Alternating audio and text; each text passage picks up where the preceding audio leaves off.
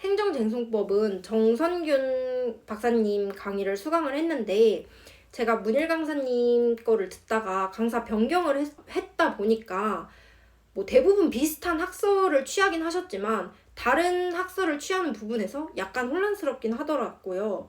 그리고 책 구성도 다르기도 하고 정선균 박사님이 조금 더 깊이 있고 많은 내용을 다룬다고 느껴져서 살짝 어렵다라는 느낌이 처음에는 좀 들긴 했어요. 근데 이제 더 많은 내용을 더 깊이 있게 공부하고 있다고 생각을 했기 때문에 불안하지 않았다는 것이 좀 크게 작용을 했습니다. 연기에는 마찬가지로 제가 인사관리, 경영조직론, 민법 준비를 하느라고 행정 공부는 그렇게 많이 하지 않았고요. 1기 때부터 강의를 수강을 했는데 먼저 행정 책에 있는 목차들만 쭉 뽑아가지고 그 목차를 보면 그 하위에 어떤 내용이 나오는지 떠올리는 연습을 했어요. 통화 스터디를 행정은 이제 1기 때 했는데 그 인사관리나 경영조직론 했던 거랑 비슷하게 오늘 얼마만큼 봐야 될지 분량을 정해놓고 스스로 공부하면서 리스트업하고 상대방이랑 통화하면서 책 안 보고 말해보고 이런 식으로 스터디를 진행을 했고 강의를 듣고 복습을 하면서 바로바로 책에다가 단권화를 했습니다. 2기는 사례집으로 보통 수업을 많이 하잖아요. 사례집 보면서 쟁점을 파악하고 그 다음에 목차를 세우고 그 하위에 나와야 될 키워드나 중요 내용 같은 거 적어보고 모범답안 보고 이런 식으로 예습을 했는데 이거는 저만 그렇게 하는 게 아니고 행정쟁송법은 대부분 그렇게 공부를 많이 하시는 것 같더라고요. 저만 하는 방식이 아니라는 거는 그게 확실히 도움이 되기 때문에 다른 사람들도 그렇게 하는 거라고 생각이 들어서 아마 이 방법도 좀 활용해 보시면 좋지 않을까라고 생각이 듭니다. 3기에는 모의고사를 작성하는 거 빠지지 않고 하려고 노력했고요. 그리고 법전을 보면서 뭐 1조, 2조, 3조, 4조 이렇게 쭉 나와 있잖아요. 법전을 보고 뭐 10조 봤는데 관련 청구, 병합, 이송 이거에 대해서 내가 확실히 안다라고 확신을 하면 그 부분은 좀 적게 보고 만약에 피고적격을 봤는데 피고적격 내용이 뭐가 있었는지 정확히 기억이 안 난다 생각이 들면 피고적격 그거는 좀 더 집중해서 공부하고 이런 식으로 공부를 했어요. 그리고 강사님이 제공해주는 추가 자료 위주로 공부를 했습니다. 근데 제가 이제 행정쟁송법 점수가 낮게 나와가지고 점수가 왜 이렇게 낮게 나왔을까 생각을 해보니까 제가 아마 법전을 보면서 나 이거 아는 것 같아, 이거 아는 것 같아 라고 생각하고 대충 넘긴 부분들이 많아서 행정 점수가 가장 낮게 나오지 않았나 생각을 해요. 제가 노동법은 고득점을 받고 싶어서 아는 내용이 나와도 다시 계속 꼼꼼하게 확인을 했고 인사관리랑 경영조직론은 스스로 그 시험 보기 전날까지 스스로가 많이 부족하다고 느꼈기 때문에 어느 하나 빼먹지 않고 열심히 봤거든요. 근데 행정쟁송법 같은 경우에는 이거 나 아는 내용이니까 살짝 힘 빼고 공부해야겠다. 이것도 아는 내용이니까 살짝 힘 빼고 공부해야겠다. 이런 식으로 내가 다 안다고 착각하고 넘겼던 부분 때문에 점수가 낮게 나왔다고 생각을 해서 만약에 이 방식으로 그러니까 뭐 법전 보면서 이 부분은 내가 아는데 그러면 힘 빼고 공부해도 되겠다. 이렇게 공부를 하실 때는 내가 진짜 다 안다고 착각하고 있는 게 아닌지 생각해 보면서 공부를 해야 된다고 생각을 합니다. 이제 제가 드리고 싶은 말씀 좀 드리고 Q&A 하고 영상 마무리 할 건데요. 먼저 멘탈 관리나 동기부여에 대해 얘기를 드릴게요. 저는 이제 중간에 번아웃이 오기도 했고 좀 몸이 안 좋아가지고 아예 날 잡고 하루 통으로 쉬고 이런 날도 좀 있었어요. 그래서 너무 스트레스 많이 받고 너무 힘드시면 그냥 마음 편하게 차라리 어차피 앉아있어도 공부 안 되니까 하루 푹 쉬는 거 추천드리고요. 그리고 공부를 하다 보면 나와의 싸움이잖아요. 계속 책상에 앉아서 공부하다 보면은 마음이 지치고 힘든데 저는 사람들을 만나는 걸 되게 좋아하거든요. 그래서 한 번씩 친구들 만나서 놀고 이런 것도 리프레시하는 측면에서 괜찮다고 생각을 해요. 그리고 혹시 불면증이 온다거나 스트레스가 너무 심하다거나 이러면은 상담센터나 아니면 정신건강의학과에 방문을 해서 내 얘기를 들어주는 상대방에게 털어놓는 것도 괜찮다고 생각합니다. 그리고 또 그 유튜브에 뭐 명상음악 이런 거 틀어놓고 명상하는 것도 괜찮은 것 같아요. 그리고 건강 관리를 진짜 하라고 말씀드리고 싶은데 영양제 챙겨 드시고요. 그리고 몸 망가지지 않게 진짜 잠 충분히 자시는 거를 꼭 그렇게 하셨으면 좋겠다고 권유드립니다. 저도 중간에 건강이 좀 나빠져가지고 아예 일주일 정도 공부도 못하고 그냥 막 누워만 있었는데 너무 스트레스 받더라고요. 그러니까 쉬는 때 쉬는 게 아니야. 그러니까 몸이 망가지기 전에 건강 관리를 꼭 했으면 좋겠고요.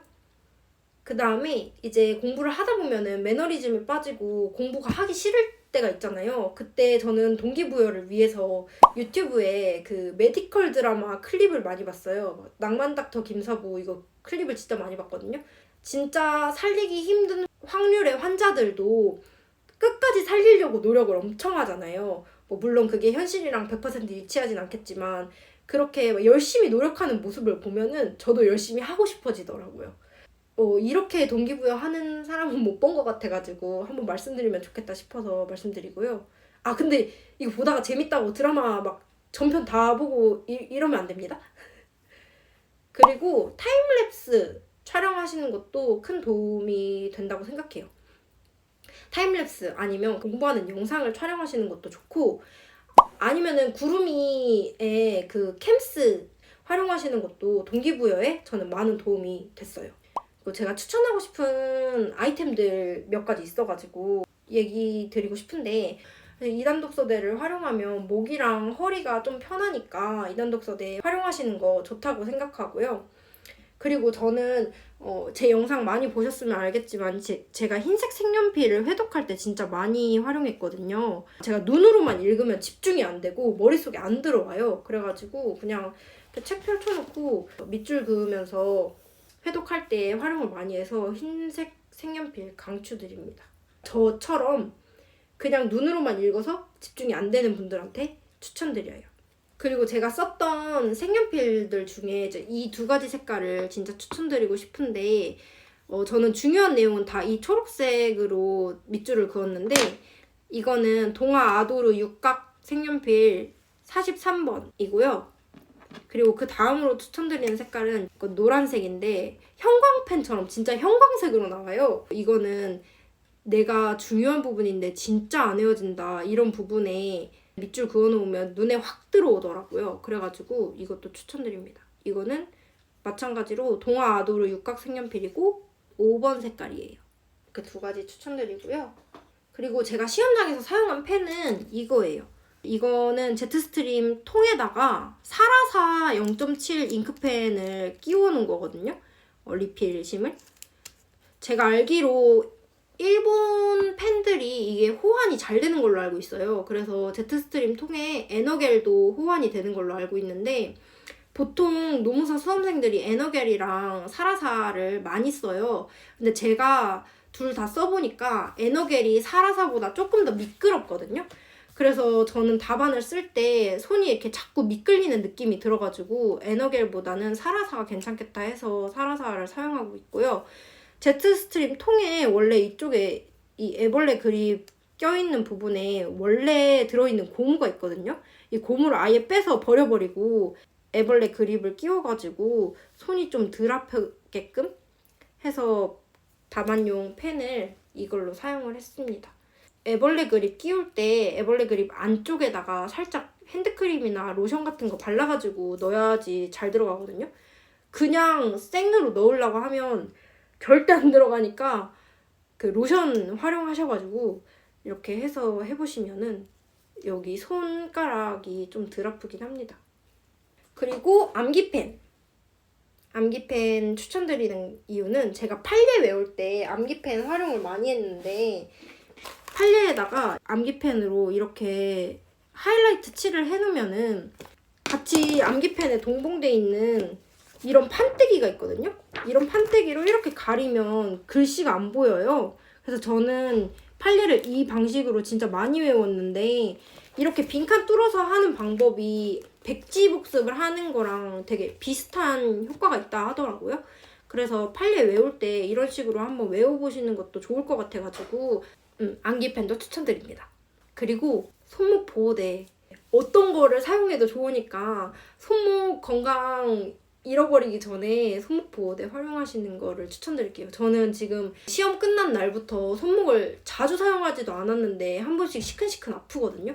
그래서 손목 보호대는 그냥 처음부터 써보시는 게 낫지 않을까? 라는 생각을 좀 합니다. 여기까지 제가 드리고 싶은 말씀 다 드렸고, 앞서서 제가 말씀드린 것 중에 해결되지 않은 그 질문들에 대해서 답변 드리고 영상 마무리할게요. 먼저 생동차 시절로 돌아간다면 연기나 12월에 하고 싶은 것이 있냐는 질문이 있었는데, 제가 말씀드렸던 것처럼 저는 처음에 4월에 진입을 해가지고 생동차 시절에는 연기 시기를 공부를 하지 못했어요. 근데 만약에 제가 생동차인데 연기부터 진입을 했다라고 생각을 하면 저는 일단 민법 미리 공부할 것 같고요. 그리고 인사관리랑 경영조직론 서브노트를 만들 것 같아요. 왜냐면 인사관리랑 경영조직론은 책이 두껍잖아요. 책이 두껍다 보니까 처음에 회독을 시작할 때 약간 심적으로 부담이 되는 거예요. 책이 너무 두꺼우니까 이거 언제다 보지? 이런 생각이 들어가지고 그냥 서브노트를 만들었으면 심적 부담이 좀 적지 않았을까? 이런 생각이 들어서 인사관리, 경영조직론, 서브노트를 만들 것 같아요. 그리고 기출문제 해석이나 예시답안을 어떻게 구하냐는 질문이 있었는데, 이런 거는 대부분 강사님들이 자료로 주는 경우가 많아요. 그래서 이거 자료로 받아서 보거나 아니면 노무사 카페에 보시면은 그 시험 끝나면은 강사님들이 답안 어떻게 작성해야 되는지 정리해서 올려주시는 파일 있잖아요. 그거 찾아서 보는 것도 괜찮고요. 내가 듣는 강사님 말고 다른 강사님들 자료가 보고 싶다라고 생각하시면 자료 공유 스터디 들어가시는 것도 괜찮습니다. 그리고 중요한 부분만 어떻게 읽냐라고 질문 주신 분이 계셨는데, 저도 그거를 잘 못하긴 하거든요. 일단 이거를 잘하려면 단권화가 잘 돼야 돼요. 그러니까 확실히 현출해야 되는 부분에다가는 표시를 해두고, 현출 필요 없는 부분은 아예 안 보고 넘어가는 연습을 하셔야 되고, 이게 안 되면은 현출이 필요 없는 부분을 화이트로 아예 지워버리거나 서브노트를 그냥 만들어버리는 게 낫습니다. 그리고 현출하는 방법. 현출을 하는 방법 중에 제일 확실한 방법은 백지복습 하는 거예요. 근데 백지복습은 시간이 진짜 많이 걸리잖아요. 그렇기 때문에 통화 스터디 하거나 아니면 그냥 혼자서 말로 중얼중얼거려 보는 게 시간 대비 효율을 뽑을 수 있는 방법이라고 생각하고요. 아니면은 아까 제가 말씀드린 것처럼 빈칸 뚫고 공부하는 게 백지복습이랑 효과가 비슷하대요. 빈칸을 뚫어놓고 이 빈칸에 무슨 내용이 들어가야 되는지 이런 식으로 복습하시는 것도 괜찮을 것 같아요. 그리고 앞으로의 계획. 일단은 제일 가까이에 면접을 봐야 하기 때문에 면접 준비를 좀 해서 면접을 잘 봐서 최종 합격을 하는 게 제일 첫 번째 계획이고요. 그리고 이제 얼른 수습처를 구해서 일을 하고 싶어요. 그리고 또 일을 구하기 전에 해야 되는 게 있는데 운전 연습을 해야 돼요. 제가 장롱면허여가지고 일단 운전 연수를 받을 계획입니다. 네, 그럼 여기까지 해서 합격 수기 영상을 마치도록 할게요. 지금까지 긴 영상 시청해주셔서 감사드리고 다음 영상으로 또 찾아오도록 하겠습니다. 감사합니다.